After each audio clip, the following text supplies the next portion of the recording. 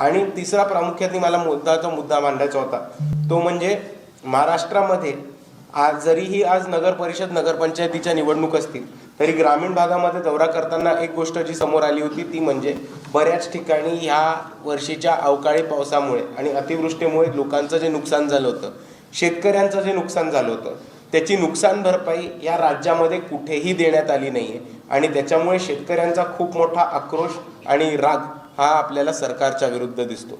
आणि मीडियाच्या माध्यमातून मला शेवटचा एक महत्त्वाचा प्रश्न प्रशासनाला विचारायचा आहे की आज तुमच्या डोळ्यासमोर तुमच्या डोळ्यादेखत लोकशाहीची खिल्ली उडवली जाते आणि लोकशाहीला संपून भाजप स्वतःची मक्तेदारी उभी करायचा प्रयत्न करते।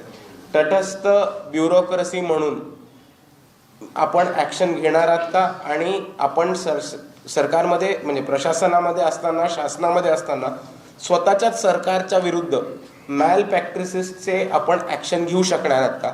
हा मला इकडच्या तमाम अधिकाऱ्यांना आणि ब्युरोक्रॅट्सना हा प्रश्न विचारायचा। आपले काही प्रश्न असतील तर आपण विचारू शकता। तुम्ही संघाच्या विरोधात आंदोलन केलं आहे मोठं, आज नागपुरात आलेलं आहे। संघाच्या ते आंदोलन आपलं अजूनही कायम आहे का आणि त्याच्यानंतरची भूमिका नेमकी आणखी काय? आज आपण नागपुरात असताना संघाला काही सांगू शकाल त्या आंदोलनाबद्दल? आमची भूमिका संघाबद्दल ही कायम राहणार आहे। आज तुम्ही नागपुराचा विषय म्हटला म्हणून मी म्हणतो, नागपूर हे एक महत्त्वाचं स्थान ह्याच्यासाठी आहे कारण नागपूरच हे ठिकाण आहे जिकडे बाबासाहेबांबरोबर लाखो अनुयायांनी बौद्ध धर्माची दीक्षा घेऊन वैदिक मनुवादी व्यवस्थेला नाकार देण्याचा एक महत्त्वाचा निर्णय घेतला आणि हेच ते नागपूर आहे जिकडे RSSचं हेडक्वार्टर्स सुद्धा आहे, रेशीमबाग सुद्धा आहे।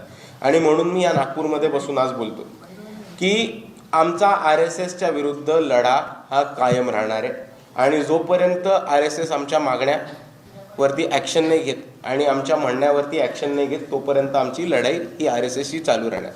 मी आपल्याला पार्श्वभूमी सांगतो। एक अनधिकृत संघटना RSS नावाची ही औरंगाबादमध्ये एका कॉलेजवरती जाऊन रजिस्ट्रेशन करत होती आणि तिथे वंचित बहुजन आघाडीच्या युवक आघाडीच्या लोकांनी, राहुल मकासरे दादा असतील, त्यांची टीम असेल, यांनी त्यांना थांबवण्याचं काम केलं, विचारत की तुमच्याकडे कॉलेज कॅम्पसवरती आणि प्रिमायसेसमध्ये रजिस्ट्रेशन आणि नोंदणीचा डेस्क लावण्याची परमिशन आहे का? एवढा नुसता एक प्रश्न विचारण्यासाठी RSS वाल्यांनी त्यांच्या विरुद्ध नॉन बेलेबल ऑफेन्स हा दाखल केला आणि आमची इकडच्या पोलीस प्रशासनाला आणि शासनाला मग प्रश्न होता की ह्या संघटनेची नोंदणी नाही, ह्या संघटनेचं रजिस्ट्रेशन नाही, पण मग ह्या संघटनेच्या दबावाखाली तुम्ही एका विद्यार्थ्यावरती आणि तरुण मुलावरती नॉन बेलेबल सारखा सिरियस गुन्हा फक्त प्रश्न विचारण्यासाठी कसा उपस्थित करू शकता? आणि ह्याच्यासाठी आम्ही RSSच्या कार्यालयावरती आंदोलन केलं होतं। आम्ही RSSच्या कार्यालयावरती आंदोलन केलं होतं तेव्हा आम्ही त्यांच्यासाठी 3 गोष्टी घेऊन गेलेलो आणि त्या 3 गोष्टी RSSनी स्वीकार करायचा नकार दिला होता। पहिलं होतं भारताचं संविधान आणि RSSनी जेव्हा भारताचं संविधान स्वीकार करायला नाही म्हटले तेव्हा एक गोष्ट प्रामुख्याने समोर येते की RSS आज भारताचं संविधान मानत नाही। आपण जर हेडगेवारांचं वक्तव्य, गोलवलकरांचं वक्तव्य ऐकलं असेल तर त्यांनी त्या काळी म्हटलं होतं की भारताचं संविधान हे हँड मी डाऊन कॉन्स्टिट्यूशन आहे, हे ओरिजिनल कॉन्स्टिट्यूशन नाही। दुसऱ्या बाजूला ते असं सुद्धा म्हटले होते की 10-12 कॉन्स्टिट्यूशन्सच्या कॉपी करून 10-12 कॉन्स्टिट्यूशन्स संकलित करून हे एक संविधान बनवले गेले आणि म्हणून ते आम्ही नाकारतो। दुसऱ्या बाजूला आम्ही RSSला भारताचा झेंडा, भारताचा ध्वज, तिरंगा हा द्यायला गेलो होतो, पण RSSनी तो सुद्धा घ्यायला नकार दिला। आपल्या सर्वांना माहिती असेल, आपण तर नागपूरमध्ये राहता, की आजही RSSच्या हेडक्वार्टर्सवरती रेशीमबागमध्ये 15 ऑगस्टला तिरंगा फडकवला जात नाही। ते 15 ऑगस्टला काळा दिवस मानून 14 ऑगस्टला स्वातंत्र्य दिवस हा साजरा करतात। स्वातंत्र्य दिवस 14 ऑगस्ट हा पाकिस्तानचा आहे, भारताचा नाही। आणि म्हणून आम्ही त्यांना हे म्हटलं होतं की तुम्ही 15 ऑगस्टला स्वतःच्या कार्यालयावरती भारताचा तिरंगा फडकवा, तुमच्या स्वतःचा वैयक्तिक संघटनेचा नाही। आणि तिसऱ्या बाजूला आम्ही RSSला महाराष्ट्र पब्लिक रजिस्ट्रेशन ॲक्ट जो ॲक्ट आहे त्याची कॉपी दिली होती, हे म्हणत की तुम्ही स्वतःला रजिस्ट्रेट करून घ्या, तुम्ही अनधिकृत आहात, तुमची नोंदणी नाही आहे, ह्या कायद्याची कॉपी आम्ही तुम्हाला गिफ्ट करतो, हा कायदा वाचा, समजून घ्या आणि स्वतःला या कायद्याच्या अंतर्गत रजिस्टर करा। पण RSSनी जेव्हा हे 3ही गोष्टी घ्यायचा नकार दिला तेव्हा हे कळतं की RSS स्वतःला नोंदणी करायला आणि जेव्हा पब्लिक रजिस्ट्रेशन ॲक्ट घेत नाही तेव्हा ते इकडच्या न्यायव्यवस्थेच्या विरोधात आहे, जेव्हा ते संविधान ॲक्सेप्ट करत नाहीत तेव्हा ते संविधानाच्या विरोधात आहेत, आणि जेव्हा ते भारताचा तिरंगा फडकवायला नकार देतात तेव्हा ते नॅशनलिझम आणि देशाच्या विरोधात आहेत. हे प्रामुख्याने समोर येतं. दुसऱ्या बाजूला मला एक गोष्ट आपल्याला सर्वांना सांगायची आहे की नुकतेच मोहन भागवत म्हणाले होते की भारताची ओळख आणि भारताची पहचान ही हिंदू धर्म आहे आणि हिंदू संपला तर भारत देश संपेल. मला मोहन भागवतांना आणि तुम्हा सर्वांच्या माध्यमातून या जगाला सांगायचं आहे की भारताची पहचान हे भारतीय आणि भारताचे नागरिक आहेत, कोणताही धर्म नाही. आणि जेव्हा तुम्ही एक धर्म भारताच्या नागरिकत्वाच्या पुढे ठेवता, भारतीय आयडेंटिटीच्या समोर एक धर्माची आयडेंटिटी ठेवता, तेव्हा तुम्ही नेशन फर्स्ट ह्याच्या विरोधात जाताय, नॅशनल इंटरेस्टला विरोधात जाताय आणि तुम्ही नॅशनॅलिटीच्या विरोधात जाताय. आणि म्हणून आम्ही म्हणतो की RSS ही एक दहशतवादी अनधिकृत संघटना आहे आणि जोपर्यंत ते संविधानाच्या चौकटीत स्वतःला आणत नाहीत, भारताचं संविधान मानत नाहीत, स्वतःला रजिस्टर करत नाहीत आणि स्वतः तिरंगा फडकवत नाहीत, तोपर्यंत आमचं आंदोलन आणि लढाई RSS सोबत कायमच चालू राहील. बिहार निवडणुकीमध्ये चिराग पासवान यांनी म्हणजे ते दलित नेते असताना सगळ्यांना सोबत घेऊन जो प्रयोग केला त्याला चांगला प्रतिसाद मिळाला. जवळपास 20 जागा त्यांना मिळाल्या. त्यानंतरही त्यांनी जो गटनेता निवडला तो दलित समाजाचा नाही, तो वेगळ्या समाजाचा. असा प्रयोग एक आपण इकडे करू शकतो का की सगळ्यांना सोबत घेऊन चालण्याचा, जेणेकरून चांगला जागा मिळेल किंवा चांगला अधिकार मिळेल. आपल्याकडे साधारणतः तिसरी आघाडी म्हणून सगळ्या दलित संघटनांना पाहिजे. हे बघा, तिसरी आघाडी ह्याची शक्यता खूप आहे. आपण बघितलं तर महाराष्ट्रामध्ये इतर छोटे मोठे पक्ष भरपूर आहेत. आज आपण बघितलं तर एका बाजूला आपल्याला महाविकास आघाडी दिसते, एका बाजूला महायुती दिसते आणि तिसऱ्या बाजूला थर्ड फ्रंट म्हणून स्ट्रॉंगली उभी राहताना तिसरा पर्याय म्हणून वंचित बहुजन आघाडी दिसते.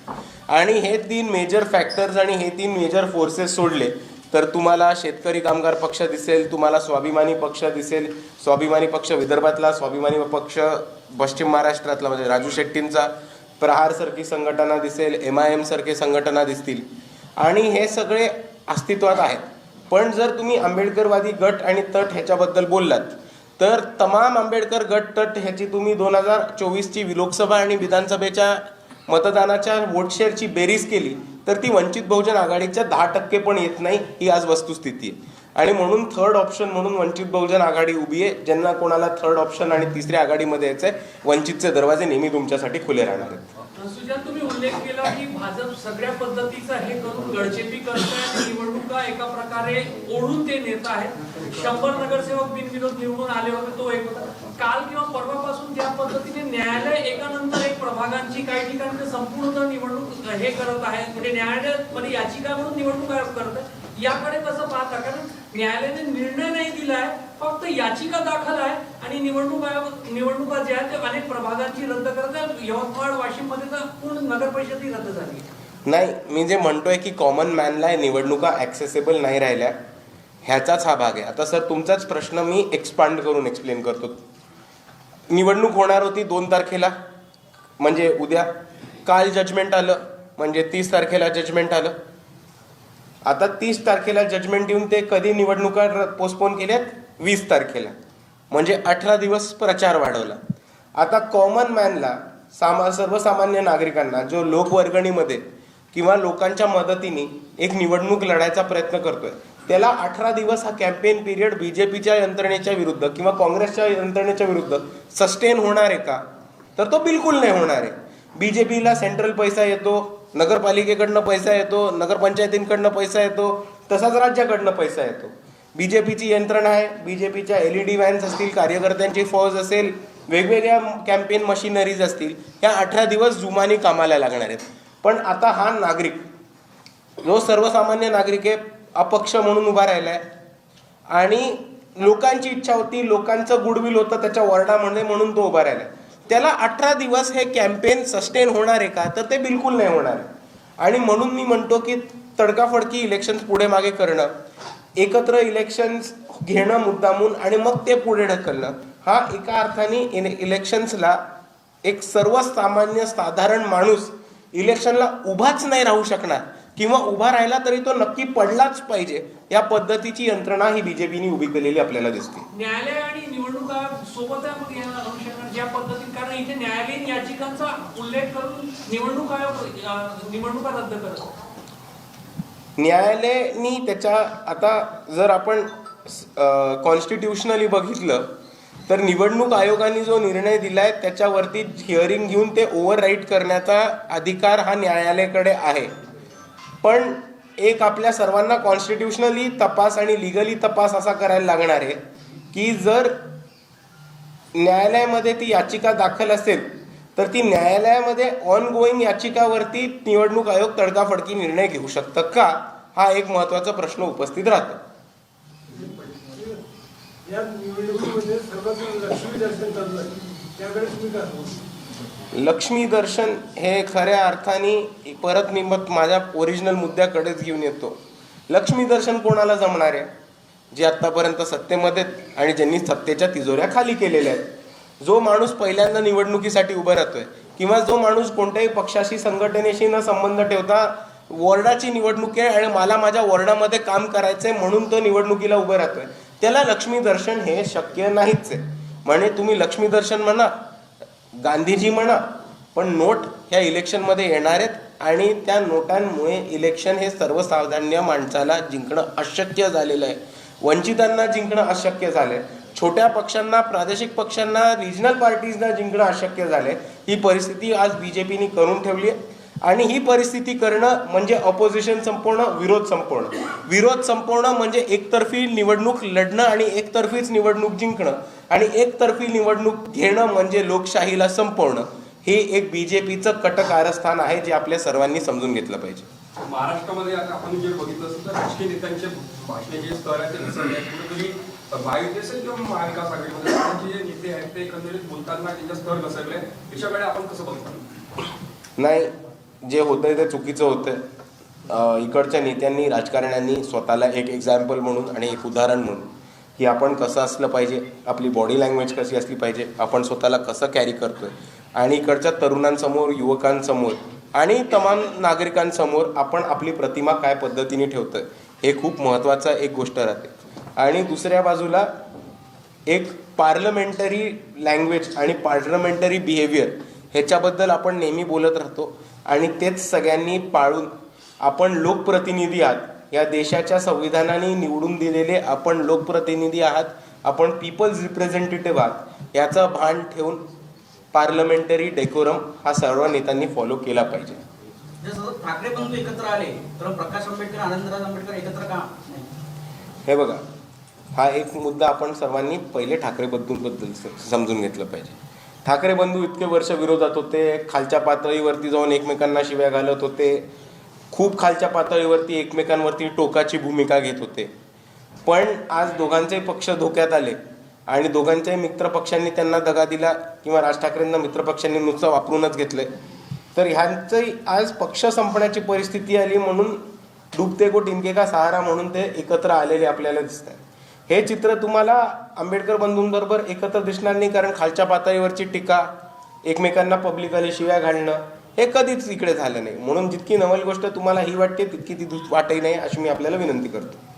सर, तुम्ही काँग्रेसवर युती केली आहे, पण नांदेडमध्ये तर काँग्रेसने तुमचं बंडखोरी केली आहे. नगराध्यक्ष मला नेहमी लोक विचारत राहतात की बाळासाहेब काँग्रेसबरोबर युती का नाही करत, आणि बाळासाहेब युती करायला एक थोडे स्केप्टिकल का असतात.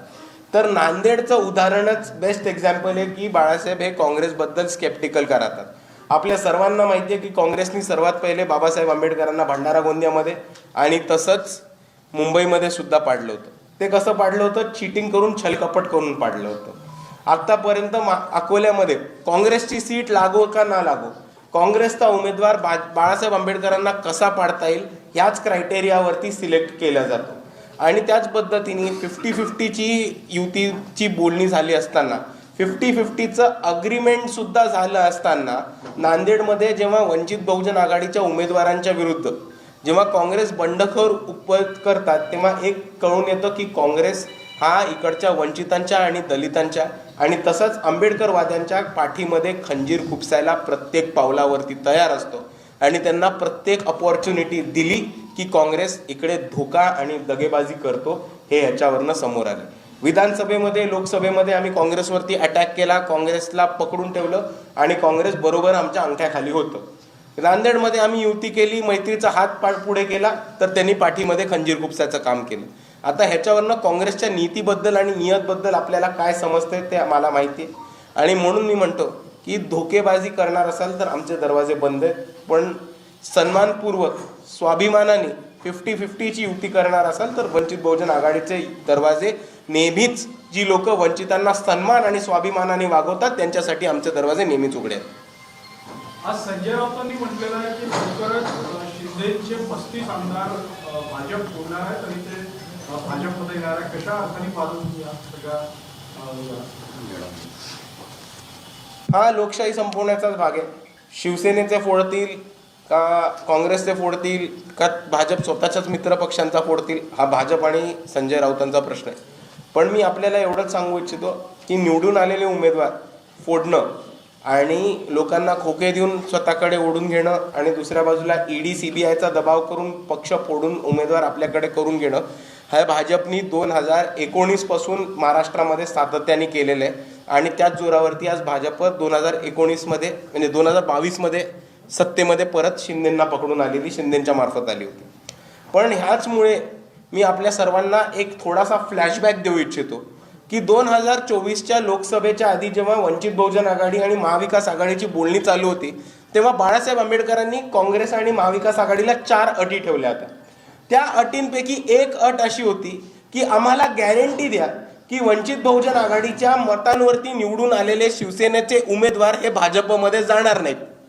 तेव्हा आम्ही ही गॅरंटी मागितली होती आणि त्या गॅरंटी मागितली म्हणून मीडियासमोर येऊन थयथयाट करणं आणि रडगाणं पसरवणं हे संजय राऊतांनीच केलं होतं. पण आता 35 आमदार गेले तर संजय राऊतांना कळेल की ही गॅरंटी वंचित बहुजन आघाडीने नक्की का मागितली होती. सध्या राजकारणामध्ये कापून टाकण्याची भाषा आणि दबाव टाकण्याचं राजकारण चालू आहे. उमेदवारांना धमक्या येतात, त्याकडे करतो. उमेदवारांना धमक्या देणं आणि दबाव यंत्रणा वापरणं, दबाव तंत्र वापरणं हे निवडणुकीच्या मध्ये आणि राजकारणामध्ये एक दबावशाहीचं यंत्रण आहे. आणि जिथे दबावशाही समोर प्रामुख्याने येते तिथे लोकशाही संपत जाते, हे एक प्रामुख्याने दिसतं. आणि आपल्याला जो उमेदवार आलाय तो बॅलेटच्या जोरावरती आलेला हवाय, बुलेटच्या जोरावरती नाही. आणि म्हणून हे दबाव तंत्र थांबून लोकांना त्यांचा free choice to vote and free will to exercise the right to vote हे करण्याची पूर्ण स्वातंत्र्य मिळावी. आणि ही स्वातंत्र्य देणं इकडच्या न्यायव्यवस्थेचं, प्रशासनाचं आणि पोलीस प्रशासनाचं काम आहे. जर तुम्ही BJPच्या दबावात असाल तर त्याच्यातनं बाहेर पडा आणि तुम्ही तुमचं काम करा, अशी माझी ह्या 3 यंत्रणेंना विनंती आहे.